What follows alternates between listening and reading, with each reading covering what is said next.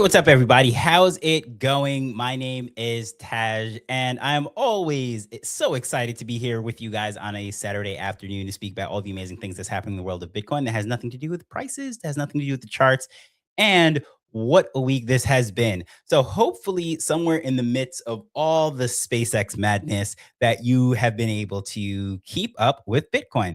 And of course, SpaceX does own some Bitcoin, just a little asterisk there. Had to throw this into the stream, of course. But as usual, every single Saturday afternoon or after evening, I guess you would say, because it's kind of between evening, between night, depending where you are. We like to highlight some of the positive stories that's happening in the world of Bitcoin. And it is always a pleasure to be here with you, wonderful folks, and highlight all of these positive stories. So, those of you that don't know, the Good Bits stream is what we like to highlight all of the amazing things that's happening, positive stories, also circular economies around the world, especially in the developing nations. Really amazing stuff that's happening on the Lightning Network. Those of you that don't know, if you're in the bubble of thinking that no one's spending Bitcoin, using Bitcoin for anything, and it's not digital cash and it's just a store of value, well, this is the place for you. Look back at previous weeks. We've highlighted amazing circular economy communities up in the mountains of the Andes of Peru. We've been to multiple African countries. We've been to Latin America. We have been to Asia. We have been to the Caribbean. We have been all over the world, and we're highlighting all this stuff. So it's absolutely amazing to me that many times we like to think of Bitcoin being something preserving wealth for the rich folks of the world, if you will. But every single week, we get to dive into all these amazing stories and people that are highlighting and sharing this stuff, onboarding people, the tech educators, and so forth. And what I have up here before I dive into the title story is speaking of educators, just absolutely amazing stuff right here. By the way, if you're not familiar with My First Bitcoin or My Primero Bitcoin, I always butcher that. My Spanish is absolutely horrible. Check them out. They have just a lot of content onboarding people all around the world. So a lot of these organizations that are doing the onboarding of communities, getting them started with their first circular economy meetups and so on. It is My First Bitcoin. And of course, just getting people to start getting some sats for the very first time. So check out that stuff. But this particular post right here that I'm going to highlight before I dive into the title of the stream is actually something that took place in the Czech Republic. So as you can see right here, there are Bitcoin educators, the unconference, if you will, and they were meeting up for this right here. And you can see various speakers and their onboarding and doing all sorts of stuff. So what I like about this is not necessarily the fact that there's onboarding going on that took place this week. Literally every single week, all around the world, people are hosting workshops, meetups, everything, just onboarding and educating people on Bitcoin. Absolutely love this stuff. So it's you're doing yourself a disservice if you're not checking into this stuff and it's not on your feed and all you're seeing is price. I mean, that's all great, fine and dandy and everything, but I like to think that without the people behind Bitcoin, that Bitcoin would actually just be tech random code sitting on somebody's computer. And like to highlight the various people that do onboarding and workshops, etc. But what I really like most about this is look at that. Not only are there three ladies on stage, but there are one, two, three different flags. So this thing is absolutely global. Absolutely love it. The fact that here we are, we're in Czech Republic, and three different countries are represented right here on this one flyer, and they're doing all sorts of amazing things. So really, really would like to highlight all the amazing things that are happening. And as you can see here, I mean, there's meetups, there's people, there is all sorts of things that is happening. And I highly recommend that you just check out this website. If you have never been to My First Bitcoin, man, again, doing yourself a disservice, absolute disservice, but absolutely just an amazing resource. If you are someone who is interested in getting a workshop started, if you're interested in getting a local club, if you will, various people into Bitcoin, that is a great spot to go. Learn how to do these things, and you can connect with them. You can go to like the various posts and pages. They highlight communities all around the world. And I'm telling you, if you want to figure out how to onboard your barber, onboard your lawn guy, or onboard anyone in your community for that matter, that is the place to go. Just connect with other Bitcoiners, see how they're doing it. And your eyes would be, I think, just blessed by seeing all of the positive stories, the amazing people that are boots on the ground all around the world, onboarding people. And again, these aren't the people that are on X 24/7 talking about the price. These are people that are seeing problems in their local communities and addressing it by teaching, right? So they're onboarding people onto the Bitcoin, not just so that, oh, bad go up so I can get rich and retire and live on a private island and all that stuff. Generational wealth. Like, yeah, that's fine and dandy. That's great, but how much more soothing or satisfying, that's the word I'm looking for, it is when you have a community problem, local people, and you go out and address it and you can solve it for your local community. That's like the stuff that I like. So a lot of times, if you scroll the X feed, that, or any social media for that matter, you'll see just countless people complaining about what the government is doing and not doing for the people. And rather than waiting for the government to fix all of your problems, especially monetary problems, which, you know, wanting the government to fix your monetary problems is assuming that they're going to stop printing money, they're going to stop spending more than is actually available, and they're going to be responsible with other people's money. Not likely, my friend. So, boots on the ground, people that are out there that are actually doing some amazing things. That's why it's great to highlight these people, right? So, I just wanted to go to that really quick. I thought that was just really cool. And again, check out their website. As you can see, lots of resources and what have you. Teach, support. Again, literally anything that you want to do, you can check them out. And if you go to their socials, I'm just going to scroll down here. They have articles and all sorts of different things. You go to the socials.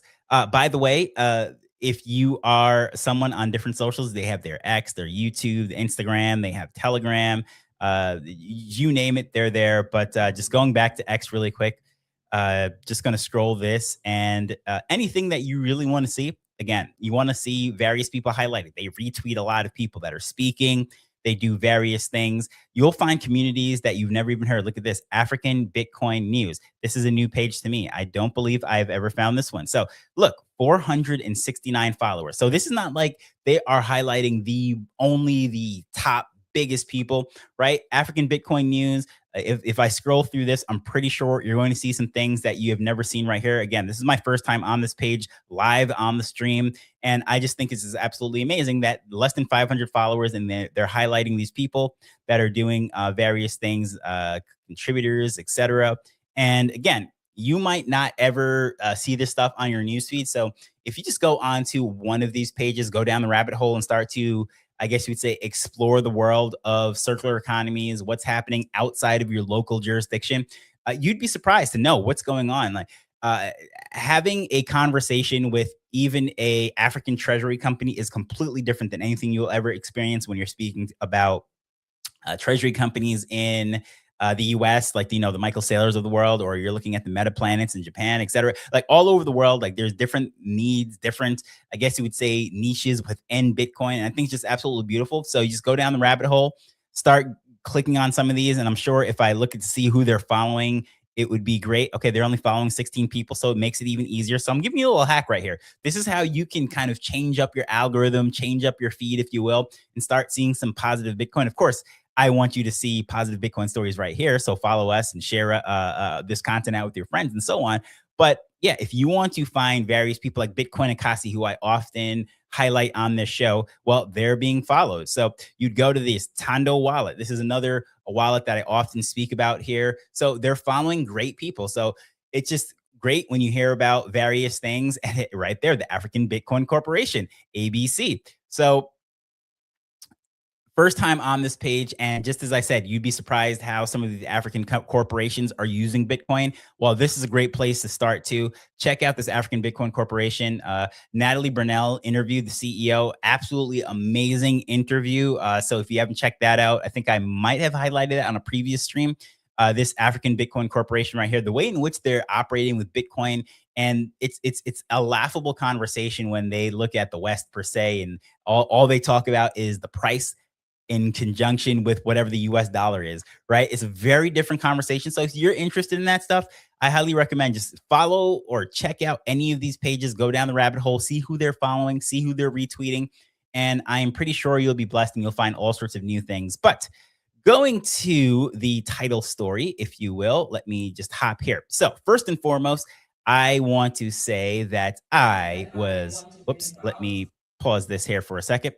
I was grossly wrong about something. Confession, you guys. So I have been on countless mining spaces with Wolf Bitcoin. I've been on countless conversations and spaces on and off of Wolf Bitcoin, but also just random pop-ups, workshops, and so on. And I always avoided the Bitcoin mining conversation because I always thought that, you know what, this is a little too complicated for most people when I'm trying to orange pill them, teach them about this stuff.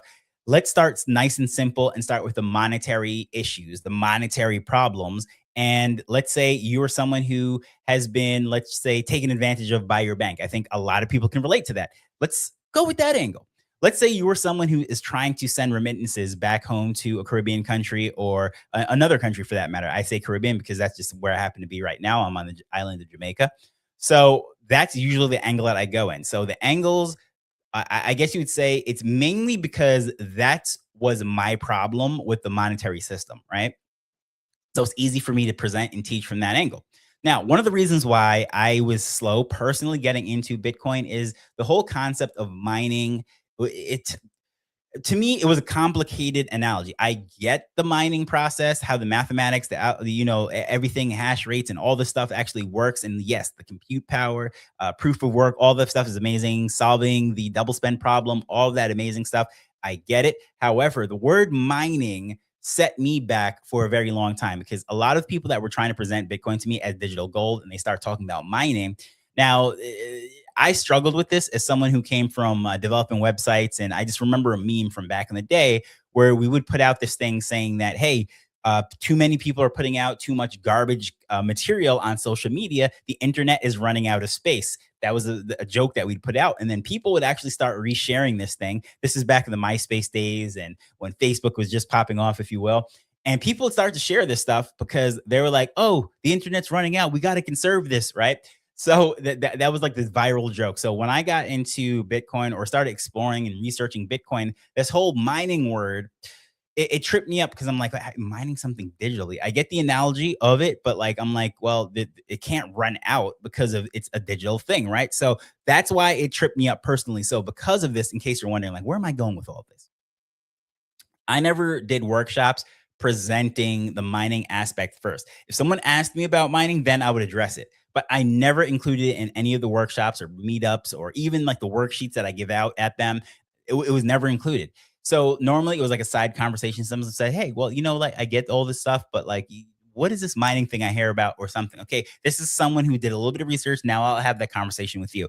But I never presented it in the workshop. Now I was completely wrong in doing this because right now I'm seeing as mining is actually an amazing way of onboarding children into Bitcoin. And if you can get children to Bitcoin, you can get adults into Bitcoin. But I'm going to show this video right here, just a little conversation. Again, educators, boots on the ground. This one's not particularly mining in general, but the aspect of children is in this. So highly recommend. I'm not even going to try to pronounce this, but it was reshared by Bitcoin Victoria Falls and another African community, if you will. Great. Really, I recommend you follow them. But listen to this really quick. I'm drawn to kids. I really love kids. So the topic that I want to bring about and I would love us to discuss is how do we get the kids to understand the Bitcoin blockchain, networks built on the Bitcoin blockchain, the Bitcoin network. How do we get them to understand the Lightning network? So we teach kids and we want them to get to a point where they start to understand Bitcoin development, Bitcoin design, just like Dusky said, and Bree also mentioned connecting. We want the kids to be given the responsibility that we as adults have. And the majority of the population here are adults with one little girl.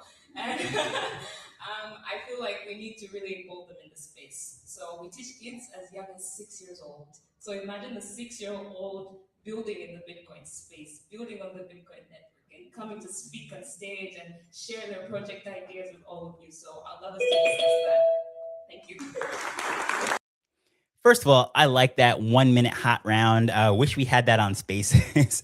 I think that is actually cool. Little countdown timer, short, concise answer, pow, give you the juice and move on to the next person, the next question, whatever it might be. But the fact that she was speaking about onboarding kids as young as 6 years old, it's like, wow, that really sparked an idea with me and started like looking up different things and I'm thinking about it. And you know what? What is the most popular toy? Think about it for a second. All right, gave you a little pause. So, all ages, all around the world, billions and billions of dollars are generated by this thing, and it's called Lego, right? So those of you that are hardcore Lego folks, you know that the plural of Lego is Lego, right? So for years I said Legos. Then the hardcore, the Lego maximalists, if you often corrected me and let me know, like, no, it is just Lego. There is no Legos. So, well, there is Legos Nigeria, but that's a different thing altogether. That's more Legos. But anyways, as far as an amazing tool that both children, very young, and adults love. By the way, the people that are spending the most money on Lego right now happens to be millennials, nostalgic millennials that absolutely love things like, say, for example, the Tim Burton Batmans. Those Lego sets are selling for a fortune, and those of us that have a little nostalgic bone in us that have a little bit more disposable income than we had when we were kids, or a lot more disposable income, but we still are kids at heart, and we want to go back to those good old days. We buy Lego sets, these themed Lego sets that people are spending a fortune on. And why is that? Just putting together things is fun, right? So the reason why I said Bitcoin miners are a great onboarding tool for children. Now, you might be thinking like, well, you just open up by talking about all the complications of why it set you back. Well, here's the thing. Hearing about Bitcoin miners and using Bitcoin miners and building Bitcoin miners are two different things. So on Soul Satoshi website right now. And I just want to highlight this. This little machine right here, those of you that don't know, it's called a bit axe. So a bit axe, like I said, the fun tool that everybody loves, whether you're young or you're old, is Lego. Well, you can order these things and you can put them together like Lego. So it is an interactive, hands-on experience. And I think this is why this is a great onboarding tool for children. Now, I have to admit, I was completely wrong, always skipping over this. And the next workshop, depending on budgets, whatever that I do, I would like to have some bit axes there and actually have people putting together these things, because a hands-on experience, actually understanding, this little contraption here is securing the network. And as a result of this, this is why this is sound money. How does this make sense? Well, I'm glad you asked. Let's have that conversation right now.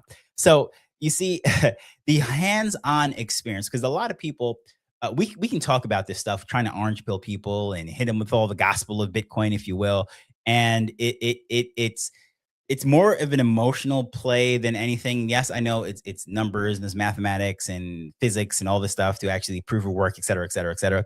But let's be honest, most people are on the onboarding spectrum of emotions, right? Actually, truth is, as someone who has had a background in sales and marketing, is people actually buy and they make decisions based off of emotion, and then they justify it with facts after the fact. So, for example, if I was selling a convertible car, right? Truthfully, nobody really needs a convertible, let's say $100,000 car, right? You might need a Toyota Camry to get point A to point B, or a Corolla or whatever. You want to step it up and get a little bit nicer, you get the Camry, right? However, if I'm selling cars, I'm not going to tell you, oh, this is the horsepower, this is this, give you all the specs and all this stuff.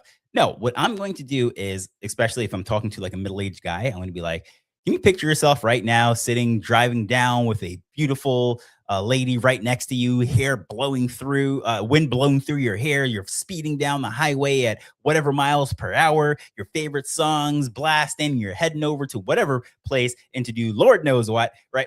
I'm setting and painting this huge picture that's emotional. And then afterwards, people justify the $100,000 purchase and then say, well, you know what? I really deserve this. I worked so hard, et cetera, et cetera, et cetera. Right. So that's how most of us onboard people with Bitcoin, which is okay. It's fine. Like, yeah. But when it actually comes to people really coming in there for more than dollar go up, speculate, right? This is a great tool. And children, for example, when they build something, they appreciate it a lot more. And just think about it, right? A child that makes this absolutely god awful painting, right? Only their parents love it. Um, they think this thing is like Picasso. They were willing to die on the hill for this thing to protect it. Why? Because they made it, right? Now, if there was a Picasso sitting next to them, they'll probably ruin it, right? They would mess this thing up. They would do all sorts of crazy stuff. They didn't make it. They don't value it as much. So kids getting their hands on a BitX, understanding what they're building, and then having that conversation. Okay, cool. Now we can talk about the piggy bank and saving with sats and all these different things. Now you have this Bitcoin every time, or this Bitcoin miner. Every time you see this little machine, Now, you know what it represents. It starts the conversation in a way that they're going to appreciate it a lot more. And I think this is just a great way to onboard. And I've seen workshops where they actually build these. Shout out to DP, those of you that are down there in Suriname and how you do your things at the Bitcoin Center down there. I thought that was actually just really cool, and it's actually pretty affordable, you know. So depending what it is, what your budget is, how many people you're onboarding, get a couple of these things. And the other thing that I think is a great tool, again, hands-on building different things. And shout out to the crew down in Suriname again for letting me know like this is what they're doing to onboard people.